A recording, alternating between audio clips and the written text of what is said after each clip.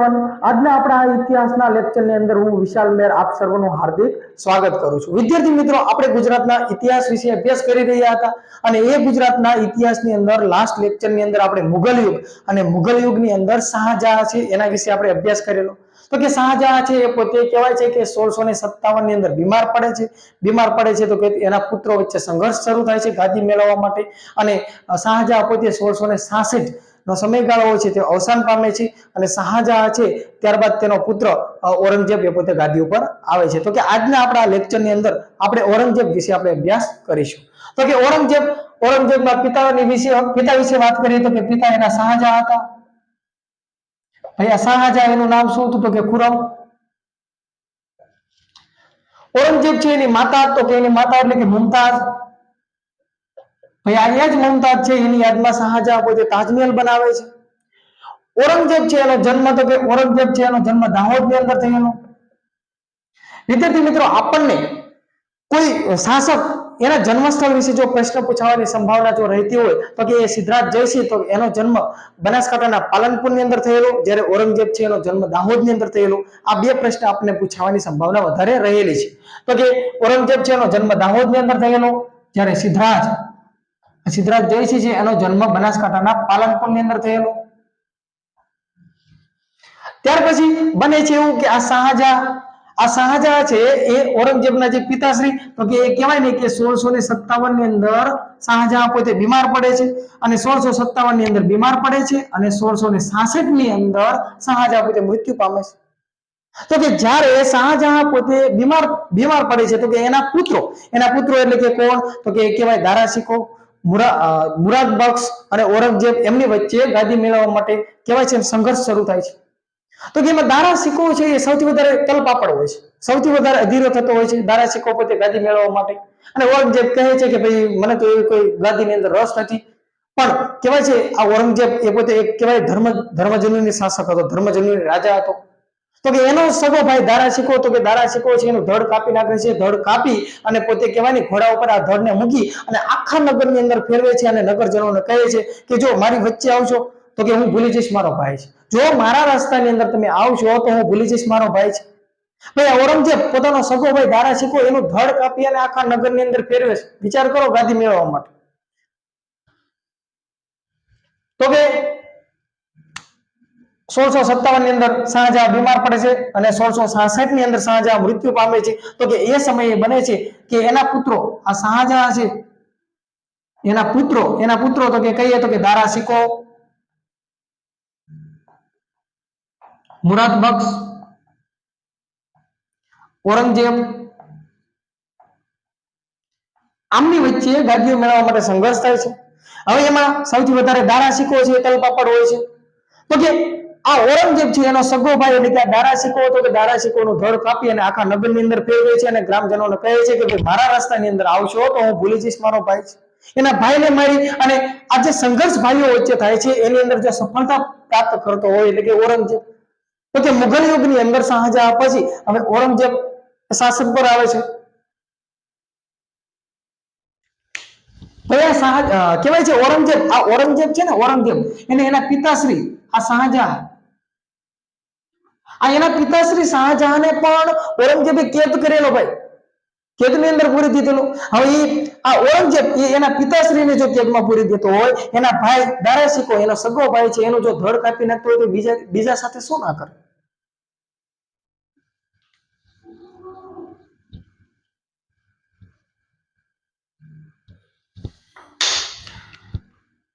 ભાઈ આ ઔરંગઝેબ તો કે કહેવાય છે જજિયા વેરો નાખે છે,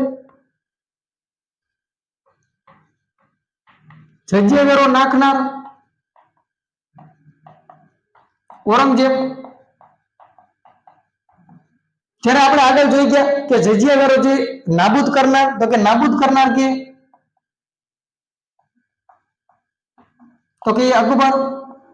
અકબરે જજિયા વેરો છે એ નાબૂદ કરાવ્યો હતો, જ્યારે જજિયા વેરો જો નાખનાર કોઈ મુગલ બાદશાહ હોય તો કે ઔરંગઝેબ હતો। ભાઈ આ ઔરંગઝેબે કહેવાય ને તો કે ઔરંગઝેબના સમયની અંદર સૌથી વધારે હિન્દુ મંદિરોનું નિર્માણ થયેલું કહેવામાં આવે છે અને એ હિન્દુ મંદિરો છે એનું નિર્માણ કરાવવા માટે ઔરંગઝેબ છે પોતે પાસે જમીન આપતો હતો। અને કહેવાય છે કે ઔરંગઝેબ એ ધર્મ પ્રત્યે અસહિષ્ણુ હતો. એ લોકોને કહેતો કે કાં તો ઇસ્લામ ધર્મ સ્વીકારી લો અને કાં તો જજે વેરો ભરો.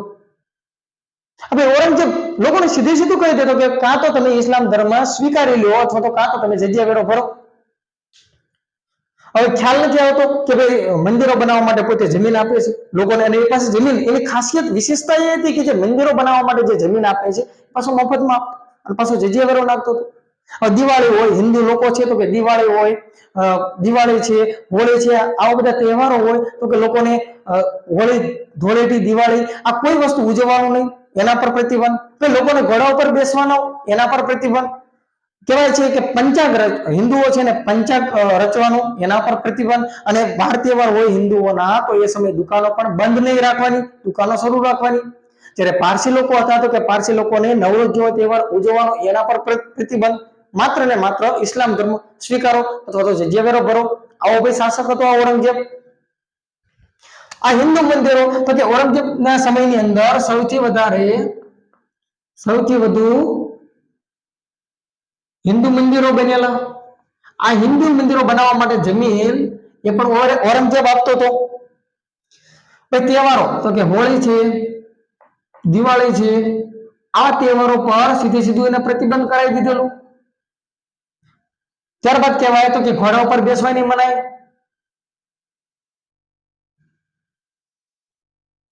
તહેવારો હોય તો દુકાનો શરૂ રાખવાની.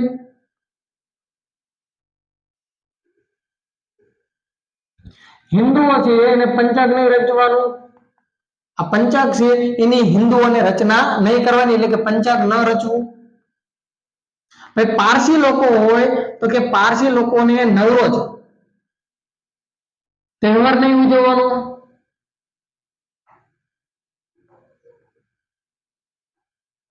આવા બધા પ્રતિબંધ ઔરંગઝેબે પોતાના શાસનની અંદર કરાવેલા, પ્રતિબંધ કરાવી દીધેલા ભાઈ.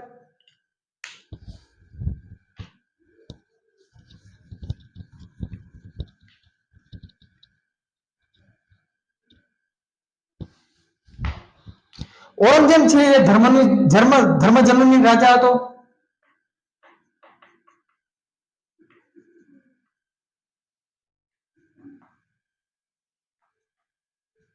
ત્યારબાદ આગળ વાત કરીએ તો કે ઔરંગઝેબ છે એના સમયની અંદર જે સુરત બંદર છે એનો સારો એવો વિકાસ થયેલો.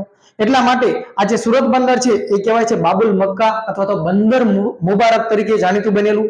એટલે કે ઔરંગઝેબના સમયની અંદર સુરત બંદર છે એનો સારો વિકાસ થયેલો.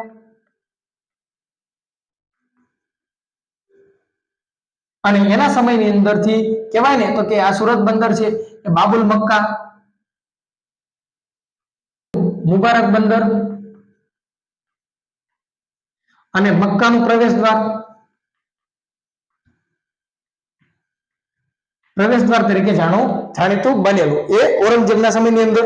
ત્યારબાદ વાત કરીએ તો કે આ ઔરંગઝેબ છે એને મરાઠાઓ સામે કહેવાય ને સૌથી વધારે 4 પેઢી સુધી જો સામનો કરેલો હોય તો ઔરંગઝેબ, એટલે કે મરાઠા છે એની 4 પેઢીની સામે જો સામનો કરવા વાળો કોઈ જો મુગલ શાસનનો જો કોઈ રાજા હોય તો ઔરંગઝેબ હતો. એટલે કે ઔરંગઝેબ છે એને મરાઠા સામે 4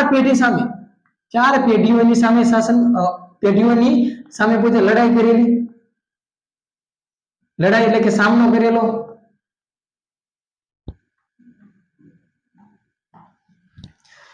ત્યારબાદ વાત કરીએ આગળ તો કે જામનગર છે, જામનગરના એક રાજા હતા, એ રાજાનું નામ હતું રાયસિંહ. હવે આ રાયસિંહ છે એ ઔરંગઝેબ સામે બળવો કરે છે.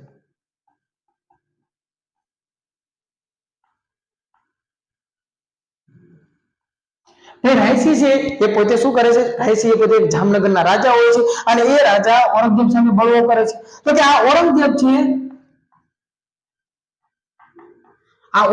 છે એનો સૂબો છે.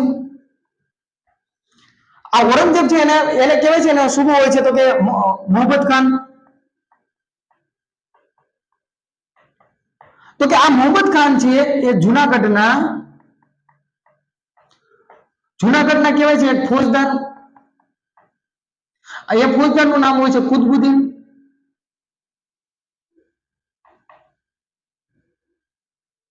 તો કે કુતુબુદ્દીનની સહાય લે છે. એટલે કે કહેવાય ને, મેં વાત કરી એમ તો કે આ રાયસી છે એ ઔરંગઝેબ સામે બળવો કરે છે. તો કે ઔરંગઝેબ છે, ઔરંગઝેબનો એક સુબો હોય છે, એના સુબાનું નામ હોય છે મોહમ્મદ ખાન. તો કે આ મોહમ્મદ ખાન છે એ જુનાગઢના એક ફોજદાર છે અને એ ફોજદારનું નામ છે કુતુબુદ્દીન. તો કે આ કુતુબુદ્દીનની સહાય લે છે અને આ રાયસી છે એને પરાજય આપે છે. ભાઈ આ રાયસીને પરાજય આપે છે. તો કે આ જે યુદ્ધ જે લડાઈ છે એમની વચ્ચે, એ યુદ્ધને શેખપાટનું યુદ્ધ કહેવામાં આવે છે.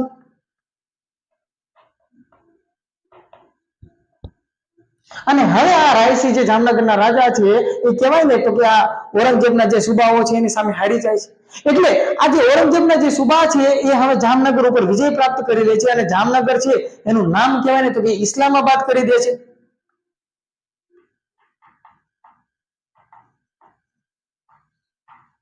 જામનગર છે એનું નામ ઇસ્લામાબાદ કર્યું. ભાઈ કોને કર્યું? તો કે ભાઈ આ ઔરંગઝેબનો સુબો છે મોહમ્મદ ખાન. તો કે આ મોહમ્મદ ખાન અને જુનાગઢના જે ફોજદાર છે કુતુબુદ્દીન, એ બંને કહેવાય તો કે આ રાયસી છે એની સામે લડાઈ કરે છે અને રાયસીને હરાઈ દે છે. અને રાયસી છે એ જામનગરના કેવા છે રાજા હોય છે. તો કે આ જામનગરને ઉપર વિજય પ્રાપ્ત કરી અને એ પોતે શું કરે છે, એનું નામ ઇસ્લામાબાદ કરી દે છે. અને એમની વચ્ચે જે યુદ્ધ લડાય છે એને શેખપાટનું યુદ્ધ કહેવામાં આવે છે.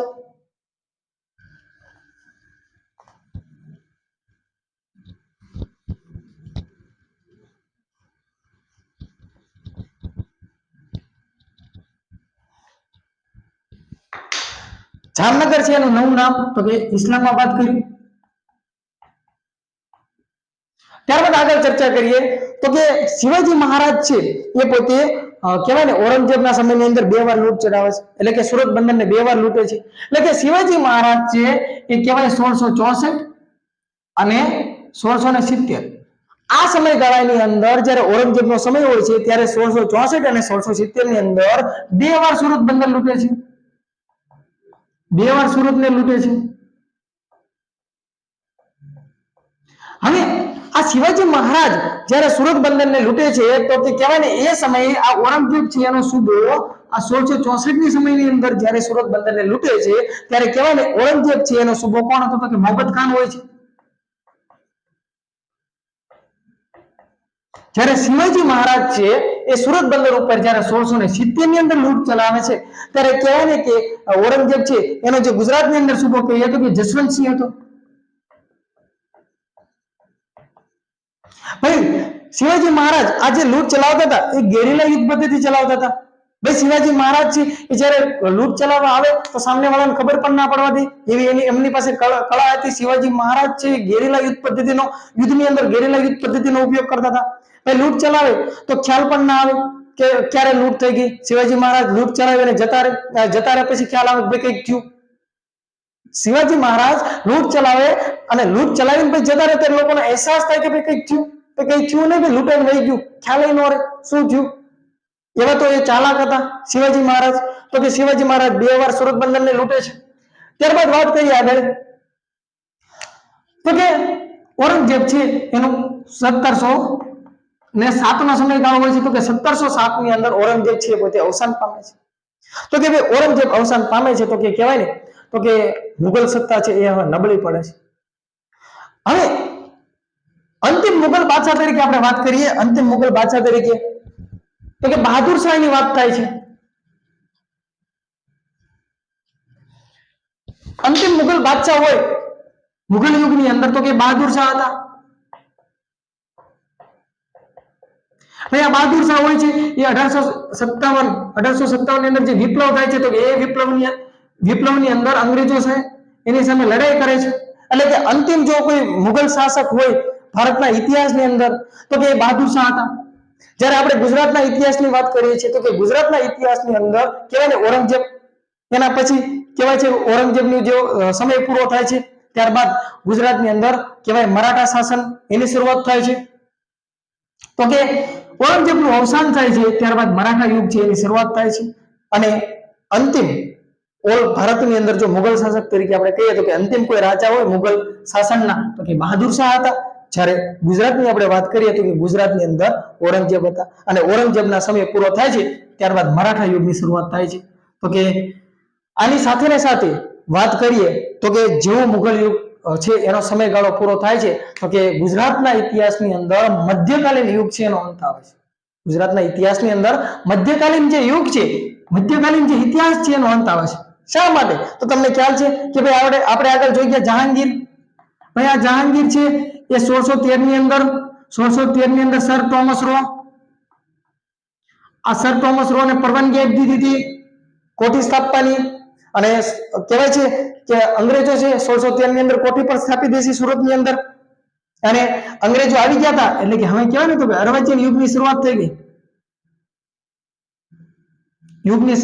અર્વાચીન યુગની શરૂઆત થઈ ગઈ અને કહેવાય કે મધ્યકાલીન યુગ એનો અહીંયા અંત થાય છે. તો કે વિદ્યાર્થી મિત્રો અહીંયા આપણે આ લેક્ચરની અંદર મુઘલ શાસન વિશે જે આપણે અભ્યાસ કરતા હતા તો મુઘલ શાસન છે એનો અહીંયા અંત આવે છે. અને હવે આપણે જે નેક્સ્ટ લેક્ચર છે એની અંદર આપણે કહેવાય તો કે મરાઠા યુગ છે, ગાયકવાડ છે, પછી અર્વાચીન યુગ છે એટલે કે અંગ્રેજોનો જે પ્રવેશ થાય છે ભારતની અંદર અને અંગ્રેજો જે પોતે લૂંટ ચલાવે છે આખા ઇન્ડિયાની અંદર તો કે એના વિશે આપણે અર્વાચીન યુગ છે તેના વિશે અને કહેવાય છે તો કે મરાઠા યુગ, ગાયકવાડ આ બધા વિશે આપણે ચર્ચા કરીશું. તો તમને જો મારો વિડીયો પસંદ આવતો હોય તો કે લાઈક કરો, શેર કરો, સબસ્ક્રાઇબ કરો.